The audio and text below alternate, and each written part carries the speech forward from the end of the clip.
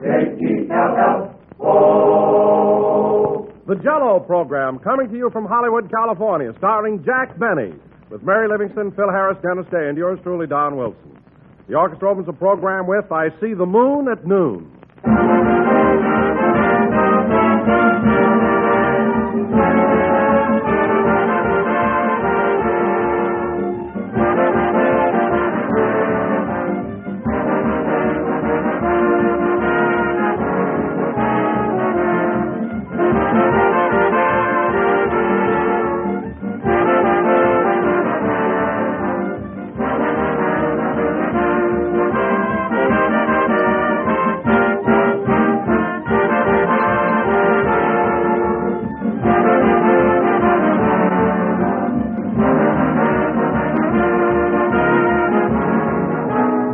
You know, ladies and gentlemen, along about this time each year, folks seem to appreciate a lovely Jell-O dessert even more than usual.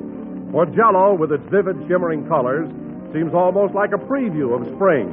Its glowing beauty makes you forget that winter is still with us. It adds a special note of gaiety and good cheer to any March meal. And the refreshing, extra-rich flavor of Jell-O gives you a welcome foretaste of next summer's fruits with all their tantalizing, juicy, ripe goodness. So brighten up tomorrow night's dinner with a brilliant Jell-O dessert. Order several packages from your grocer the first thing in the morning, choosing any or all of Jell-O's 6 delicious flavors: strawberry, raspberry, cherry, orange, lemon, or lime. And be especially sure to include strawberry, raspberry, and cherry Jell-O, for each has a new, improved flavor, obtained by using a natural flavor base artificially enhanced. And the result is something mighty swell, a unique and delightful flavor that you'll find better than ever. Enjoy a tempting Jell-O dessert tomorrow.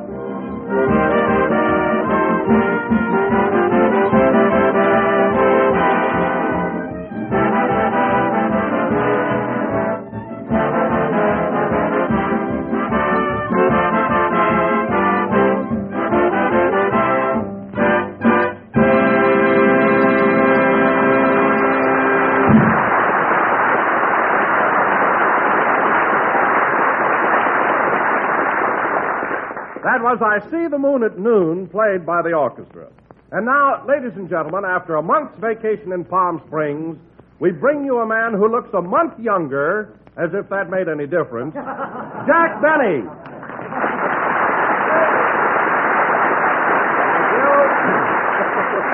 Thank you. Hello again. This is Jack Benny talking. And, Don, I may only look a month younger, but believe me, I feel like a kid.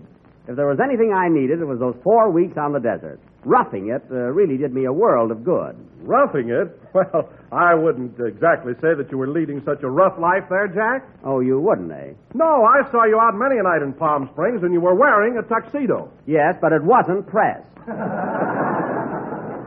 And if you'd have looked close, you'd have noticed that carnation in my buttonhole was a cactus blossom. And full of stickers. Don't tell me I didn't rough it. Why, I'm as hard as nails. So you feel pretty rugged now, huh, Jack? Do I, Don? You remember how soft and flabby my arms used to be? Uh-huh. Well, wait till I roll up my sleeve. I'll make a muscle for you. Wait. Oh, Jack, you don't have to bother. I'll take your word for it. No, Don. You know what a liar I am. No, I want to show you. Now, watch. I'll raise my arm. There. How's that, Don? How's that muscle? Where? I don't see it. Right there on that tattoo. See how fat the eagle is now? See? Eagle? I thought that was a sparrow. With E pluribus unum on it? What are you talking about? I tell you, Don, I feel so good I'd like to get in a scrap with someone. Wait till Dennis Day comes in. I'll straighten him out fast. He'll never know what hit him. Now, Jack, wait a minute. Take it easy. Take it easy, nothing. I've got a muscle, and I'm going to use it. That kid has got to learn how to behave himself. But, Jack, you're being unfair. Ever since Dennis has been on this program, he's been a perfect little gentleman. Well-behaved and well-mannered. Well-mannered? Let me tell you something, Don. Last Monday, when I gave Dennis his salary check, he looked me straight in the eye and said, "Thank you very much." Well, what's wrong with that? Don, with the check he gets, that very much is pure sarcasm.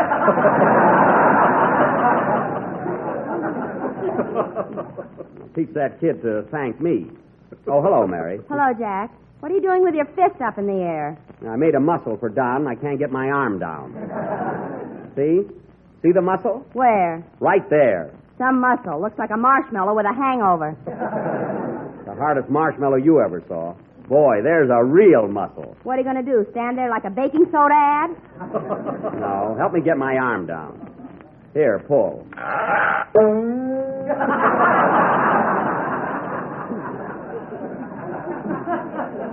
Ooh. Well, the eagle's a sparrow again. But just the same, wait till Dennis gets here. I'll fix that kid. What about Dennis? I'm going to beat him up, that's all. He's been acting too fresh around here lately, and it's time I straighten him out. Straighten him out? Why don't you do something about Phil Harris? He's the wise guy. Mary, Phil is nothing but a big, playful kid. But Dennis is a real troublemaker. And he's smaller than you are. That's merely a coincidence. Let me ask you something, Mary. How about when we were driving back from Palm Springs in the Maxwell? All that kid did was complain all the way in. Well, who wouldn't complain? It's a 3-hour trip, and it took us 4 days to make it. Well? 4 days from Palm Springs to Los Angeles? Why, it's only 120 miles. 129. We came by way of San Bernardino. Besides, we stopped to enjoy the scenery. It was lovely down with those snow-capped mountains and beautiful orange groves. Oh, you and your orange grove. That's all we had for 4 days, orange juice. Never mind. The sign got 'em. All you can drink for 10 cents.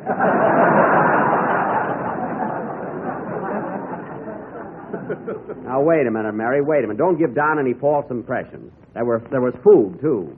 What about that delicious pressed chicken we had? It had to be pressed. You ran over it.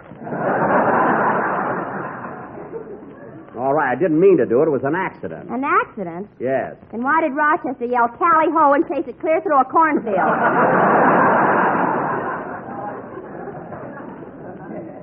That never happened, and you know it. Would have been a very pleasant trip if you and Dennis hadn't been beefing all the time. I'll fix that, kid. By the way, Don, how did you come back to town? Well, the little woman and I took the train. It was a very nice, restful trip. Oh, the train is swell, Don, but I prefer motoring myself. I don't know, you see more of the country that way. But, Jack, even allowing for sightseeing, I can't understand why it took you 4 days to come from Palm Springs to Los Angeles. Oh, 4 days isn't so bad. That's progress. It used to take the covered wagon 6. And they didn't come by way of San Bernardino like I did. Anyway, Mary, you had a swell time in Palm Springs. You're back in Hollywood safe and sound, so forget it. Hello, everybody. Oh, here he is. All right, kid, put him up. Put him up. You've been aching for trouble, and you're going to get it. What's going on here? It's a long story. Jack found a muscle. Not it at all. Come on, kid, up with your dukes. I'll teach you to be careful. Well, gee, I didn't mean to run over that tin can with the lawnmower. That's not what I'm talking about. A small fine covers that. I just don't want you to go around complaining about your trip home from Palm Springs. I was nice enough to invite you. Gosh, I drank so much orange juice I feel like a sunset. Well, let me tell you something, Dennis. Orange juice is not only nourishing, but it's very good for you. It'll keep you from catching a cold. I won't sneeze till 1980. Well, that does it. All right, Dennis, put up your due. Oh, Jack, will you stop being so childish? You're just picking on Dennis because he's the smallest one in our gang. Mary's right. It's not like you, Jack, to be a bully. Why, in your physical condition, you could mangle the kid. I could?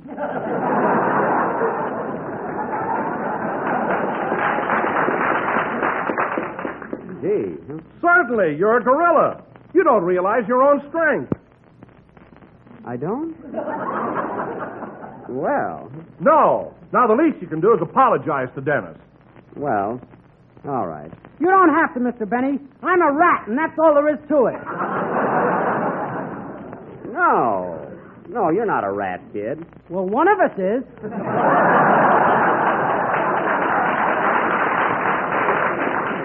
Look, Dennis, you better sing your song before I lose my temper again. I don't know my own strength, like Don says. Now, what's it going to be? I'm going to sing In Dublin's Fair City. Good, good.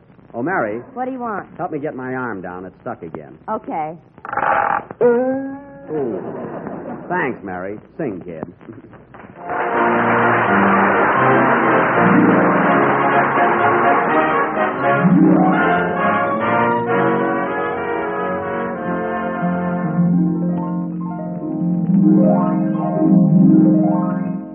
In Dublin, fair city, where girls are so pretty, I first set my eyes on sweet Molly Malone. As she wheeled her wheelbarrow through streets broad and narrow, crying cockles and muffles, alive, alive, oh. Alive, alive, oh, alive, alive, oh. Cockles and muffles, alive, alive, oh. She was the fishmonger, but sure it's no wonder, for so were father and mother before. They wheelbarrow through streets broad and narrow, crying cockles and muffles, alive, alive, oh. Alive, alive, oh, alive, alive, oh. Cockles and muffles, alive, alive, oh. She died of a fever, and no one could save her, and that was the end of sweet Molly Malone. Her ghost wheeled her barrow through streets broad and narrow, crying cockles and muffles, alive, alive, oh. Alive, alive, oh, alive, alive, oh. Crying cockles and muffles, alive, alive, oh. Crying cockles and muffles, alive, alive, oh.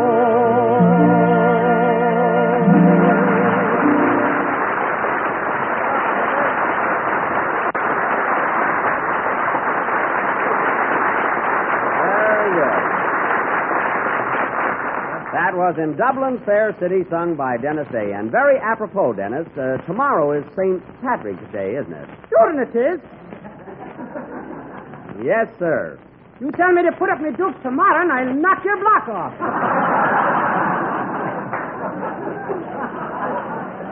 Dennis, I'm not going to all the bother putting my arm up again. So control yourself. Oh, Jack, What is it, Don? tomorrow being St. Patrick's Day, I have a great treat for our audience tonight. A treat? Yes, I prepared my commercial this evening with a Gaelic slant. I'm going to deliver it with an Irish brogue. I do it very well. No kidding. Well, that really is a treat, Don. Any novelty is always welcome on this program. You say you do it with an Irish brogue, eh? Yes? Swell. Now, go ahead. Let's hear it.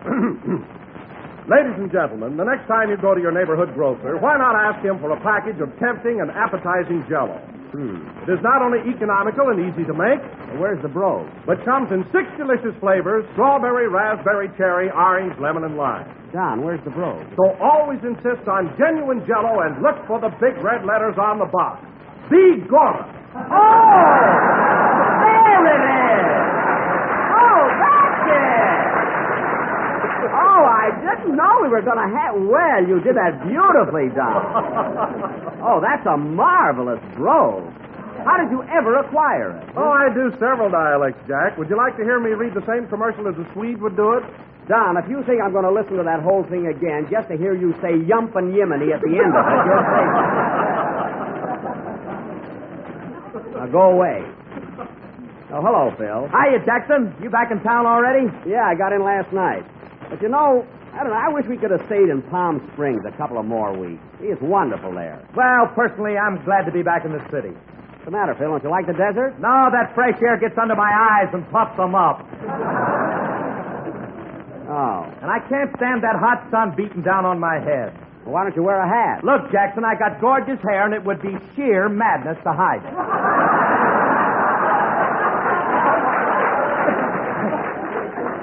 Well, that's the most conceited thing I ever heard. You know, Phil, I could have gorgeous hair, too, if I got it marcelled every week like you do. Well, why don't you? Well, maybe I will. If you can get a Marcel, so can a coconut. What? What did you say? Did I put my dukes up, Mr. Benny? Not this time, kid. This is strictly between Miss Livingston and me. You want to step out in the alley? Oh, quiet. We're talking to Phil about Palm Springs. Now, how long did it... Mary, put your dukes down.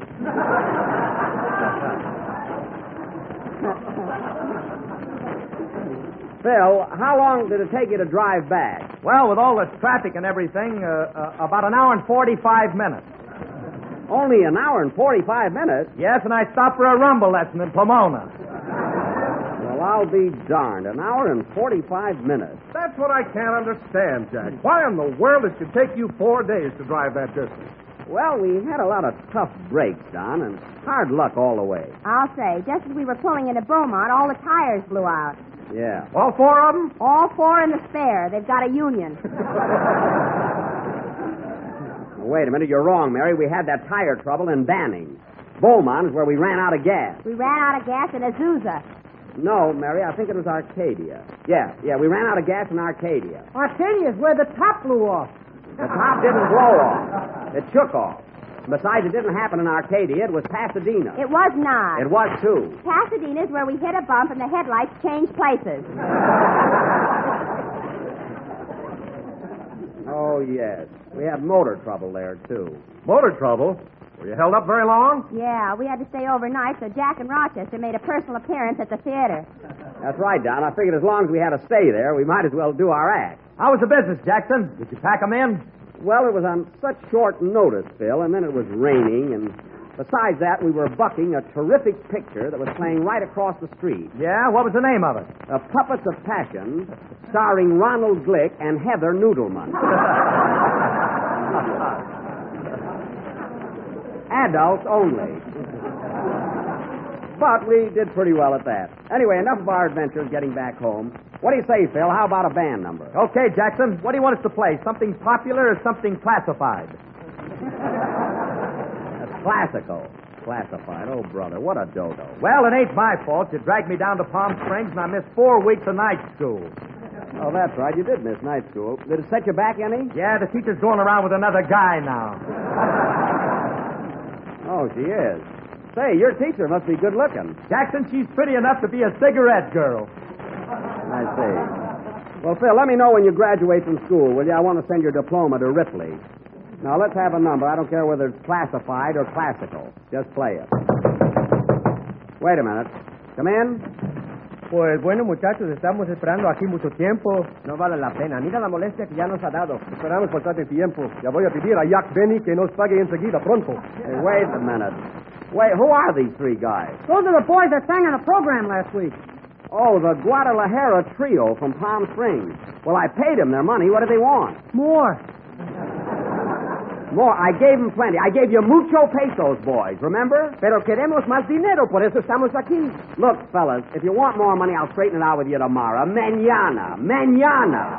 Why don't you pay them tonight? I don't know the word. Mañana, boys. All right, go ahead and play, Phil. Hey, fellas, adios, will you? Adios. I wish I knew a good Spanish lawyer.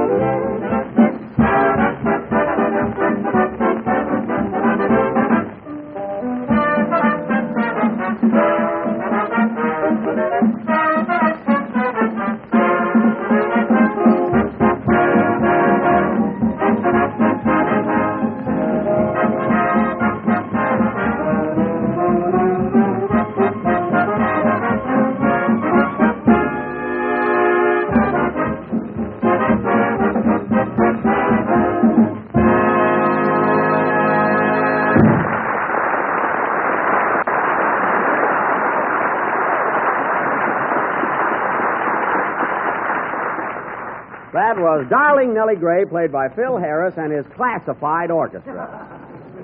Classified meaning I'm going to put an ad in the paper. I've had enough of them.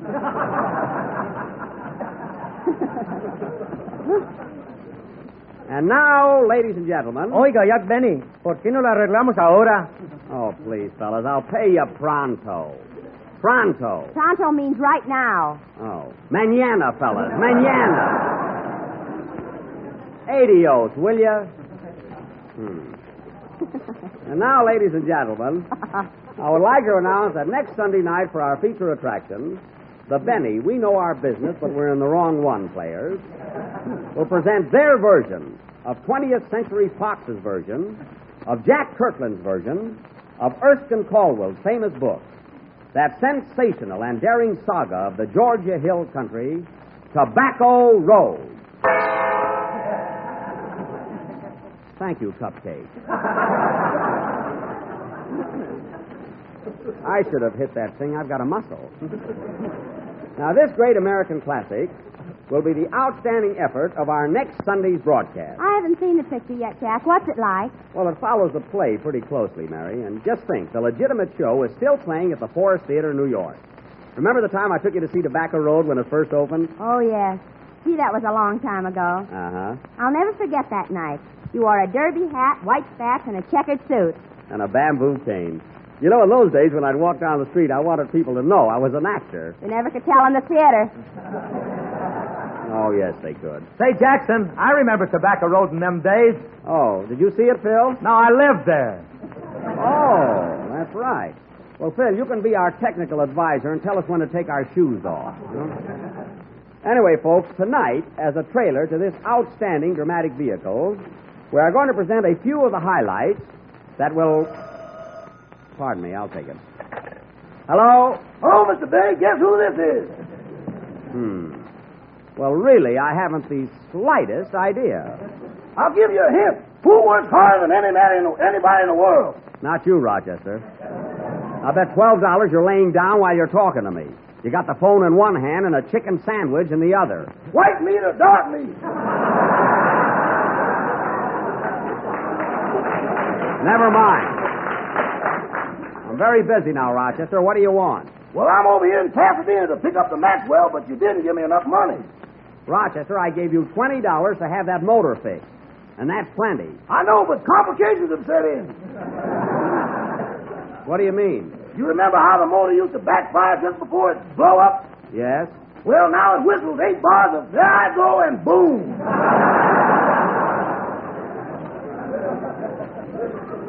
Well, that's only because it's overheated. Is the fan turning over? What's that, boss? I said, is the fan turning over? How can it? You've been wearing the belt for 2 weeks.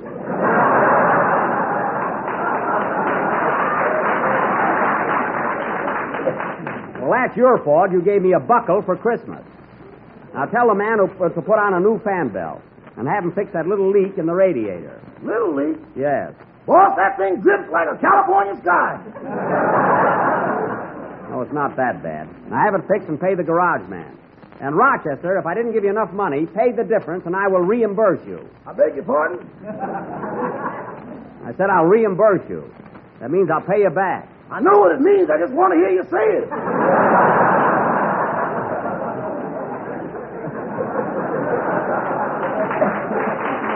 You'll get it. Don't worry.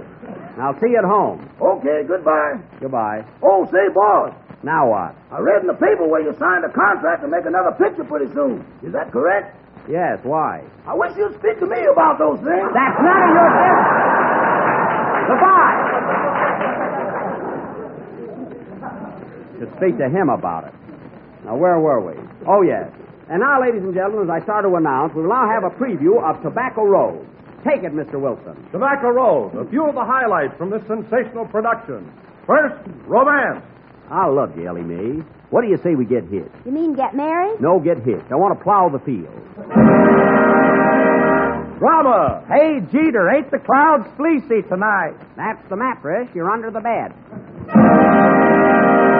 Intrigue. Is there anybody home? Yes. Come in, tree. Comedy. Why does a hen cross the road? So Jack can have pressed chicken. Now cut that out. Suspense. Estamos cansados de esperar aquí. Queremos el I dinero. told you, fellas, mañana. Mañana.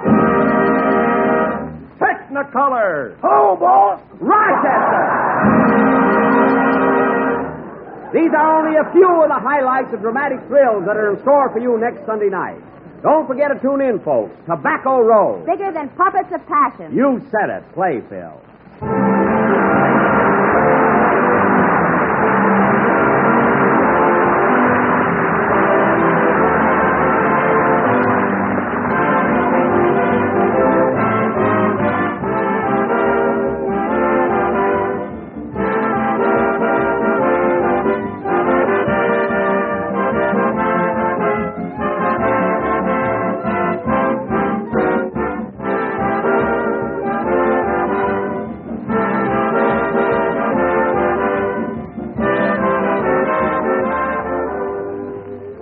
Many folks find that Sunday evening is a swell time for writing those letters they've intended to write all week but just haven't got around to. So if you haven't yet written for your copy of General Foods' new dessert recipe book, as I know you've meant to, why not do it tonight? Just address an envelope to me, Don Wilson, care of General Foods, Battle Creek, Michigan. Then place a dime in coin or stamps in the envelope, together with your name and address, and mail it right away. In return, we'll send you a copy of our new dessert recipe book, a big 48-page recipe book so beautiful that you'll never tire of looking at it, and so convenient that you'll use it not just once or twice, but all the time. It's a new idea in recipe books altogether because it's designed to give you a different idea for dessert every single day of the year. There are tempting suggestions and recipes for 365 luscious desserts, pastries, puddings, cakes, cookies, and every other kind of treat you can think of, including lots of desserts made with rich, shimmering Jell-O. And this grand book is simply full of colorful, fascinating pictures, lovely photographs, and clever, attractive paintings, page after page of them. So don't wait another day to send for this useful and beautiful book. Tonight, take a few minutes to write for your copy. Just send 10 cents in coin or stamps to Don Wilson, care of General Foods, Battle Creek, Michigan. Be sure you remember the address. Don Wilson, care of General Foods, Battle Creek, Michigan.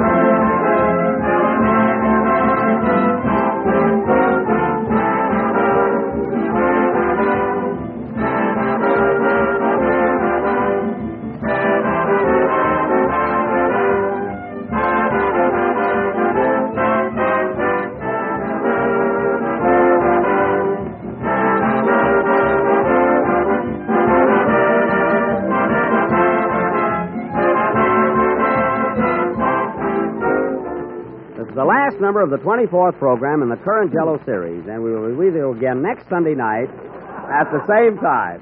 So be sure to tune in and hear our version of Tobacco Road. Say, Mary, I'm going to be a hillbilly next week. I better dig up some old clothes. Why don't you wear that checkered suit? You still got it. Oh, yes. But the coat is so tight on me now. I'll never be able to get my muscle in it. Oh, just wear the vest. That hollow chest of yours will fit anything. Not when I inhale. Good night, folks.